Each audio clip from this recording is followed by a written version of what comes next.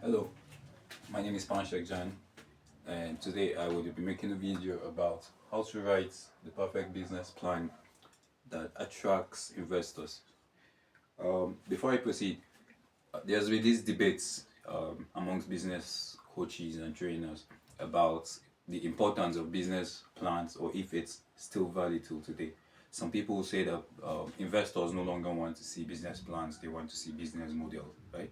But I want you to imagine meeting an investor for the first time and he asks you, tell me about your business.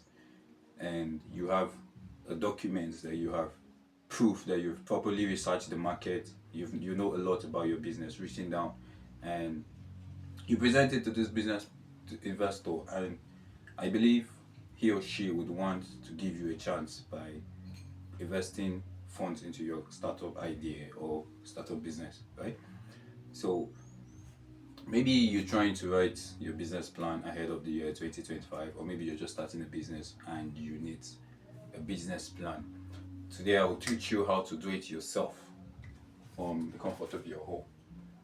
Uh, the first thing you have to do when you're writing a business plan is the executive summary, right? Now, imagine you're the CEO of the company and an investor comes in and he tells you, in 2 minutes, tell me about your company. What would you tell him or her about your company, about your business in 2 minutes? This is what an executive summary is. Imagine you're the chief executive officer of the company and you write everything you would want to tell this investor about your company to make them interested about to want to know more. There's this program called elevator speech. You're in an elevator and you have 90 seconds to pitch your business idea. If your business idea is appealing, they let you come into the boardroom. But if it's not, they let you go back. You should look for this program. It's online on the internet. The elevator pitch. This is what an executive summary should be like. Imagine you have just 3 paragraphs or 2 paragraphs to tell an investor everything about your company and to make them intrigued to want to do more. Now, the second thing you want to do is the company background. The company background is tell them how your company started, what bets the idea, um, what revolution does your business want to create, right? For some people, let's say you've had personal challenges and you've not been able to find a particular product in the market that would solve that problem. And okay, maybe you said, all right, let me just develop the product myself, and you went out, you did your research, and you created a new product for the market. That should be your company background. How did your company start? What was the reason behind it? When did it start? Who founded it? What's the qualification of the people that started it? And how many people started the company, right? And when you're done with your company background, you will move to mission statement. The mission statement is your intentions. What do you intend to do? What do you intend to do with the company in 10 years' time, in 5 years' time, in 4 years' time, in 3 years' time? How does this business help your future clients or customers? How does your business help them? That should be your mission statement. What change are you bringing into the market, into the industry that you're working into? You should write it down in 2 or 3 paragraphs at most. Now, your product description. When you're writing about product description, you write the benefits and features of your product. You describe your product, which is the features of your product, and the benefits. How does it benefit your clients or customers? Your marketing plan. How do you intend to attract clients and customers? How do you intend to attract? Would you be using social media marketing?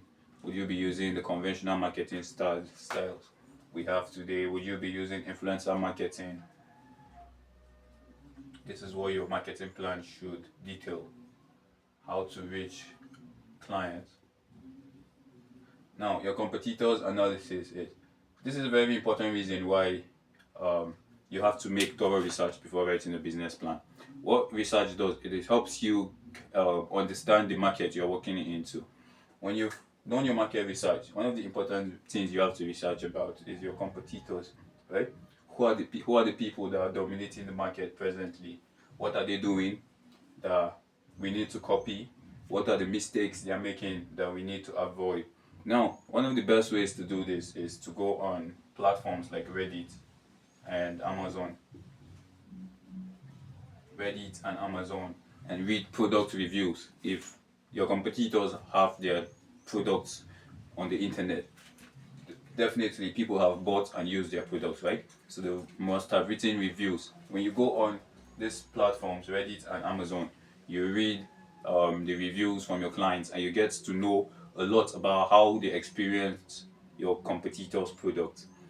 Now, for instance, I want to start a social media app like Facebook, something like Facebook. I will first of all have to go and read about Facebook. I'll have to read the research, the reviews people are writing on Facebook on Play Store. People that have downloaded Play Store. What are they saying about Facebook? What are some of the features that they need that Facebook has not provided that I can bring into my own application when designing it? What are some of the things that Facebook is doing that is making users to come back to the app every 10 minutes, every 1 hour? That's some of the things you have to do. Competitors analysis. When you do this, you have to highlight the strengths and the weaknesses of your competitors, right? Then you build on the strengths and you do away with the weaknesses, or you use it as an advantage for yourself. Before I continue, I would like you, if you've watched this video to this point, I would like you to like, share, comment, and refer this video to someone to watch also. Now, the next is SWOT analysis. Like I've highlighted here, SWOT means strengths, weaknesses, opportunities, and threats, right? Now, you've done your competitors analysis. It will give you more detailed information about the SWOT analysis, which is the strengths of your business. This idea you have, what is the strength? Is there a high demand for the product you're bringing into the market or for the services you're bringing into the market? What's the weaknesses? Would there be opposition from the client or the people, the market you're coming into? Would there be opposition? Maybe let's assume you want to come online on Facebook and start a business, as you want to start providing services on Facebook, okay? And one of the weaknesses is that many people have patronized businesses online and have been duped. They've paid for services and they never got their product or services delivered to them. Now, what this does is that it creates mistrust in the market. So, when you start to sell your product, you find out that people will want to say, okay, I want to patronize you, but I've been duped before by certain people who promised me excellent service but did not deliver. And at the end of the day, they stopped returning my calls, stopped returning my messages. When you've found out these weaknesses, you can work on it, you can build on it and decide to say, okay, this is what we'll do. You'll pay 50%, and when I'm able to deliver your products or the services, then you complete the rest of the funds of the payment, or you say pay on delivery. If you're delivering a product, the person or the customer who's buying it from you would have to wait till they have the product delivered to them, then they make the transaction or they pay cash. These are some of the weaknesses you have to identify and pay. Now, opportunities. What are some opportunities in the market that you can build upon 5 years, 10 years, or 2 years, or even 1 year from the starting period of your business? And the threats. Now, what are the threats in your market? Would AI come in and revolutionize things? Now, I know for a few years ago, before AI became a very popular thing, writers and copywriters had fear that when AI come, writing services will no longer be in demand. So that's a threat. AI has come, but still writers are in demand. People pay. Business owners who don't have time to write and upload on their websites and their social media or business platforms actually are still in demand of writers. But the problem is they don't just pay anyone now, since AI can write like anyone. They pay the best. So when you've identified the threats, you work towards um, eliminating it. Now, operations. How do you run your business?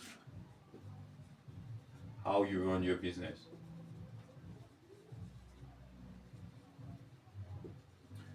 Operation. Now, let's assume you want to sell clothing items or baby party items, right? And you want to write about your operations. One of the things you have to write is: would you be operating online, solely online, or would you be operating from a store, right? Would people just have to place their orders online and they get delivered to them, or would they have a store? For instance, Amazon has an online. I'm sure Amazon has a store somewhere that is full with items, right?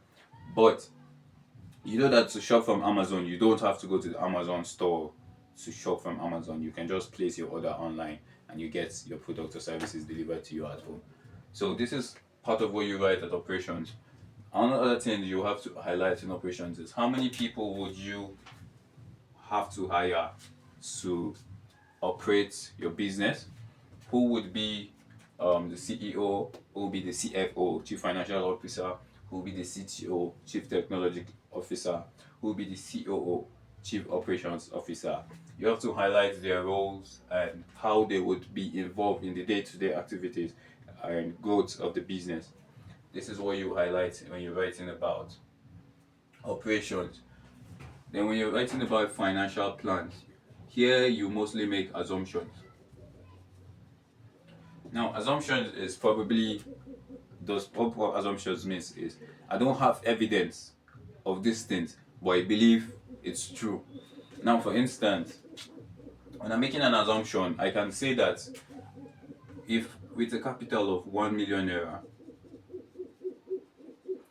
and the product idea, business idea, and the product services, with everything we have put in place, we would be able to make 2 million naira by the end of 2025. That's an assumption. There's no proof that we'll make 2 million naira, but considering my market research, considering the size of the market, which would come in market plan, considering the size of customers in the market, and the demand for the product, I know that if we implement the right marketing strategy and everything that needs to be done to make a business successful, we would be able to make 2 million naira, which is 100% profit by first year, and in 4 years we'll be able to make 8 million naira, and in 10 years we'll probably be able to have 80 million naira. I'm not saying that business is this easy, but I'm just saying assumptions. This is what you do in assumptions. Now, you'll be able to say that by the first year we'll be able to sell 500 shoes. In the second year we'll be able to sell 1,000 shoes. 1,000 shoes in the third year. That's how you make your assumptions. Now, when you've written this assumptions, it means that you have made a commitment in writing that you have to work hard to ensure that you meet your targets. It's like being a banker, right? You have a target of 500 shoes to sell. So every day you wake up, you know that, okay, to be able to make 2 million naira, I have to sell 500 shoes this year. So you wake up every day knowing that you have a target. This is what financial planning means. And you work towards it. And this is the most important part of the business plans, because if an investor wants to look at your business, they have to look at your financial planning and want to know if you know what they want to know, if you know what you're talking about, or you're just presenting a piece of paper. Now, the timeline. Timeline is important. It's very important because when an investor is taking money out of his or her pocket and giving it to you, they're expecting that they get return on their investment in a particular period of time, right? Good. So you have to be able to tell them within XYZ period, I would have made, I will just make assumptions here. 10 million within XYZ period, you would have 20% interest on your capital, on your investments, right? And within XYZ period, we would have open 2 more stores in XYZ, in so location, and within this particular period of time, we would have expanded our work team to 50 employees. This is what timeline entails when you're writing a business plan. It's just as simple as this. So, if you watch this video to this point, I am confident that you might have learned a thing or two. If you need me to expand more about anything, don't be afraid to leave a comment in the section. Comment in the comment section to tell me what you would like me to go more detailed about. For now, I would still appreciate if you like, share, comment, and review this particular video. And I'll see you in the next video. Have a nice day.